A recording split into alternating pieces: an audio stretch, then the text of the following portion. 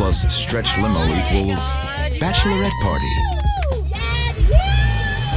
Denise, the bride-to-be, was a young Republican tea-partying teetotaler. Oh my God, you guys. You have to wear it. A few sips of champagne was as crazy as she planned on getting tonight. Until her best friend pulled a surprise out of her purse. Have you ever heard of absinthe? What? Absinthe, the bad boy of the booze world, had a bad rep as a brain-destroying hallucinogen. But it wasn't true. I've heard about this stuff, you guys. Perhaps the biggest urban legend surrounding absinthe is that it delivers effects akin to psychedelic drugs and hallucinations. These are largely exaggerated and are rooted in the fact that there were a small number of absinthes in the 19th century that were adulterated with poisonous chemicals.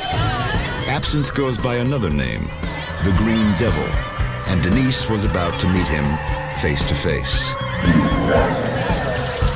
The normally quiet tea partier had turned into a full-on tea bagger.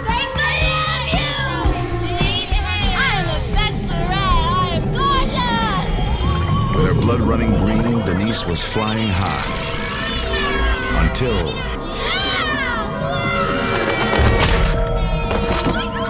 a low-flying pigeon brought the party and Denise to an abrupt end.